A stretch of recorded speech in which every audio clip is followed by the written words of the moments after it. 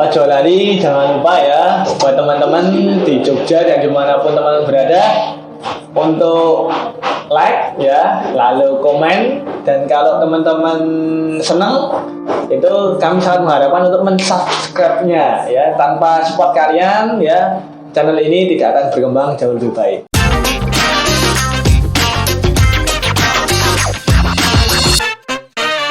Dan ini Mas Faiz akhirnya pindah ke Tembi ya.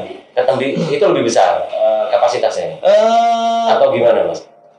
Kalau di Tembi itu kita pindah di tahun 2019 ya. Oh berarti Apa? 2018 awal, kan itu 2016 awal saya pindah Jalan Wonosari. 2018 awal saya pindah Tembi. 2 tahun nih kemudian. 2 tahun juga. 2 Jadi tahun. alhamdulillah dalam runtut 2 tahun. Ya, itu bukan karena kapasitas yang mengharuskan kami untuk berpindah, karena lebih tepatnya adalah ada faktor internal. Ada faktor internal. Ya, faktor internal itu juga pendewasaan diri saya juga, alhamdulillah gitu. Kalau waktu saya pindah dari rumah ke workshop pertama itu karena ada faktor eksternal, ya, yaitu ada yang keberatan lingkungan, seperti itu saya masuk sidang meja hijau, sebagainya itulah.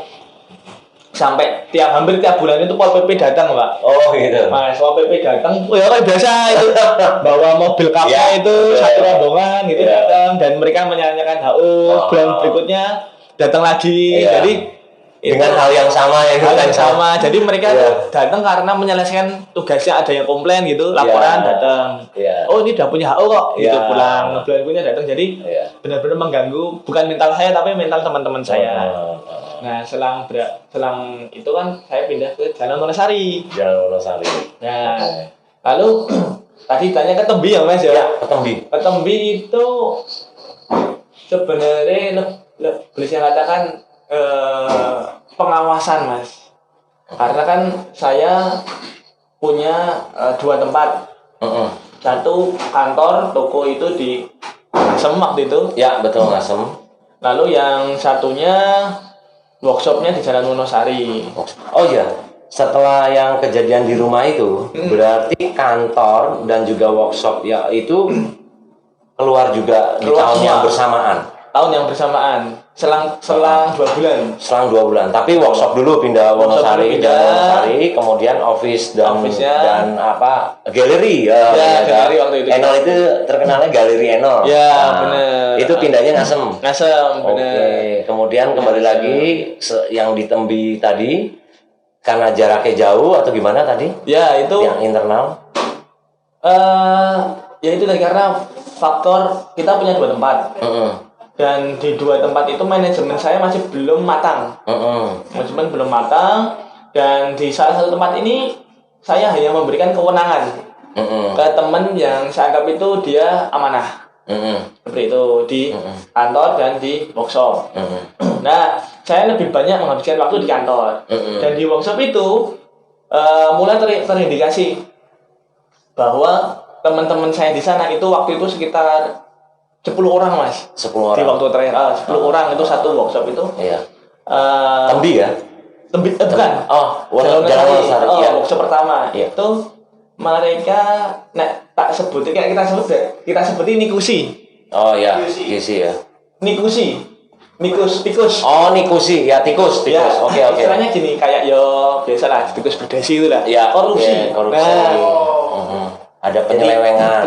Jadi misal saya membelikan bahan, kan dulu kan metodenya saya belikan bahan untuk satu pekerjaan 1 bulan. Betul. Untuk dikerjakan menghasilkan karya.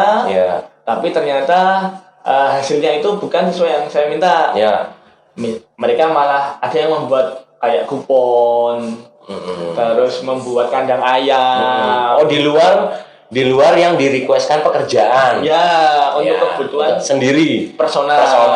Oke. Terus ada juga yang buat meja sablon juga, Mas. Oh iya. Tapi bukan untuk nol. Iya, Tapi paham. istilahnya ada yang hubungi staff saya gitu. Langsung tergantung meja sablon. Nah kan ada saya. Iya. Mereka satu tim bekerja lalu dijual sendiri. Ya. Gitu. Oh, begitu. Nah, paham ya? Hebat itu. Hebat. Kreatif, Mas. Kreatif makanya. Iya. Makanya kalau saya ke sana terus itu mereka bekerja biasa. Iya, Ketika saya pulang kok hasil panennya kan kita nyebutnya hasil panen. Setiap hari kan pasti ada keluar masuk barang ke sini kan hasil panen itu. Kok nggak ada seperti itu. Terus saya dapat laporan dari driver saya. Terus saya ulik ternyata driver saya itu juga istilahnya dia nggak mau cerita karena bukan urusannya seperti itu waktu itu. Terus akhirnya saya paksa dia akhirnya cerita seperti itu. Ini kono kondisi ini seperti ini loh Mas. Seperti itu. Oke. Di tahun 2017 itu. Iya. Sekarang masih bikin meja itu orangnya. Nggak tahu itu. Itu nggak tahu. Penyelesaiannya gimana Mas waktu itu Mas? Penyelesaiannya akhirnya Karena ini menyangkut internal ya, manajemen.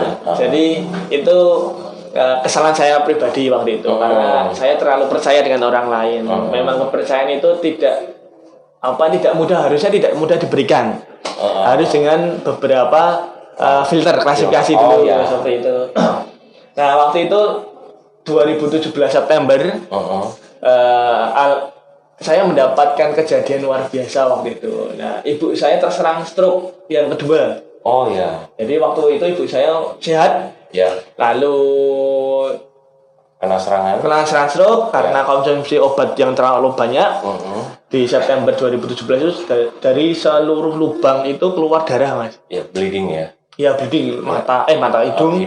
Ini maaf kemaluan keluar darah semua. Dan akhirnya saya diminta waktu itu mentalkin beliau gitu. Oh ya. Mentalkin itu maksudnya kan di air hayat kalau di agama saya kan betul. Air hayat untuk ditalkin. Ditalkin itu untuk mengucapkan kalimat la ilaha illallah seperti itu. Nah, tapi terus dengan kejadian seperti itu lalu saya kan istilahnya wis emosi ya Mas ya. Emosi karena wis entek go Ibu. Ya. Terus 2017 akhir kan saya sudah tahu permasalahan di sana. Saya mencoba untuk bersabar. Akhirnya finalnya di September 2017 hari Jumat. Kalau tidak salah itu di pertengahan bulan. Itu udah di puncak. Di puncak waktu itu ibu saya masih di ICU ya kan. Lalu dengan berat hati waktu itu saya menurunkan modal modal pinjaman gitu. Untuk apa? Untuk merecover usaha saya. Saya dapat modal pinjaman lalu saya sebagian gaji tak berikan sebagian uang tak kasihkan ke gaji. Jadi waktu itu saya menurunkan modal sekitar berapa ya 50 juta. Terus uang sekitar 30 kan itu kan saya mempunyai sekitar 25 karyawan Mas waktu itu. 25 karyawan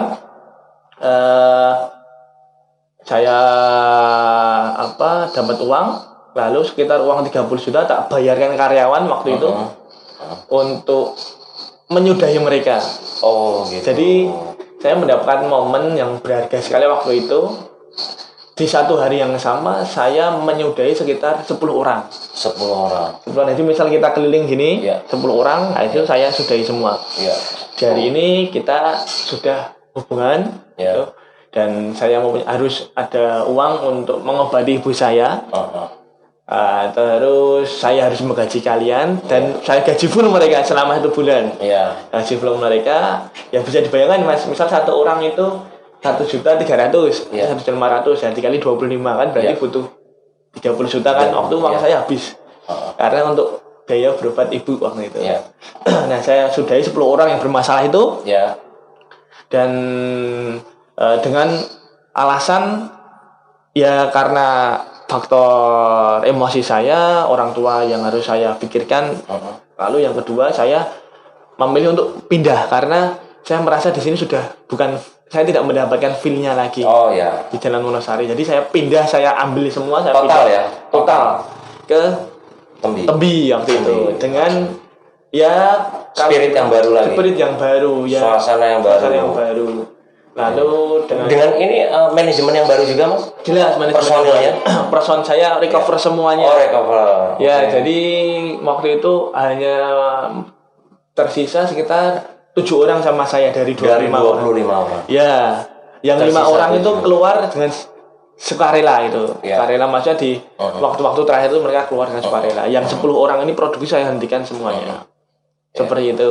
Oh gitu. Nah sekarang gini mas, waktu ternyata ada penyimpangan seperti itu, Mas Faiz nggak ada tuntutan pada mereka. Ini secara hukum ini masuk ini ranah hukum. Ranah gitu. hukum masuk. Mas ini Faiz gimana waktu itu?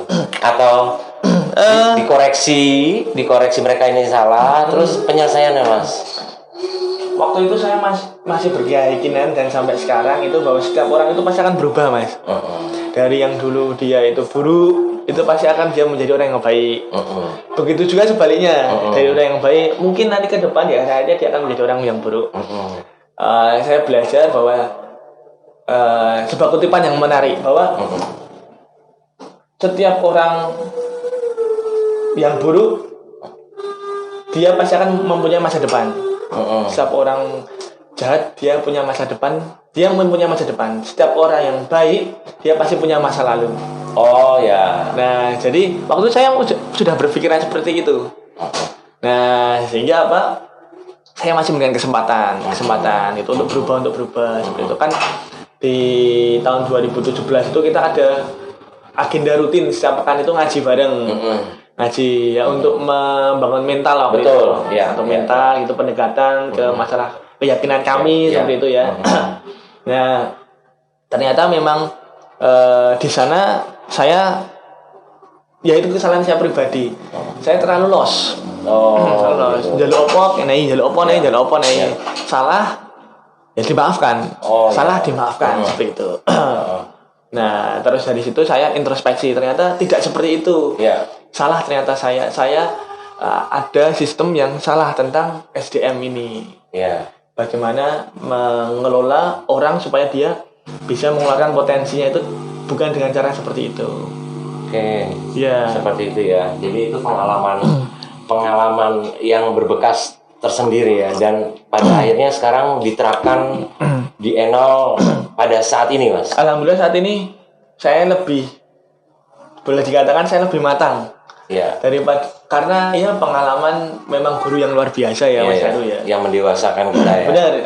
Gitu. Di usia saya sekarang yang masih boleh saya katakan masih tidak terlalu tua daripada Mas Heru ya, apalagi Mas Bejo ya. Apalagi Mas Bejo. Usia berapa ini mas? Saya jalan 29 udah. Jalan 29. Oh ya masih muda. Mas. Iya. Ya mas belum tua kan mas ya. Yeah. Nah, alhamdulillah saya mempunyai pengalaman yang cukup untuk untuk meniti karir lah, menghadapi persoalan hidup. Karena ya wajar, persoalan hidup itu pasti akan jauh lebih pahit lagi. Ya, betul. Oke. Terus akhirnya di tahun berapa mas pindah ke daerah Sonopakis ini mas? Saya pindah di sini di tahun 2020 bulan Februari. 2020 Februari. Wah berarti ini setahun ya? Setahun. Gitu ya. Ini sekarang. Tahun. Pas ulang tahunnya ini. Yang di Aku tahu Ngasem. sebelum dia gini loh. Masa? Berarti tadi sempet yang ke Ngasem. Enggak dulu.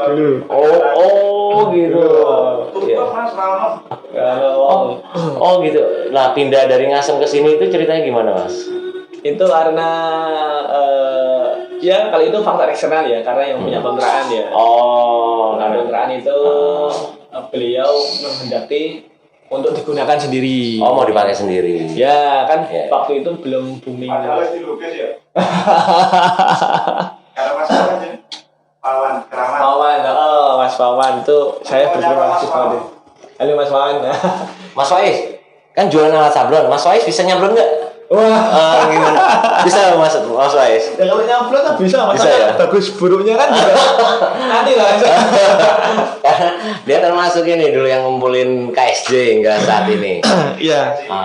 Di garasi. Itu mas, gimana mas ceritanya mas bisa itu? Tahun berapa mas? Nih klarifikasi mas. Sebenarnya KSJ itu Oh iya, senja Mas Anas yang kemarin itu waktu di podcastnya Mas Anas ya. Bilang Iki sambatan apa sih?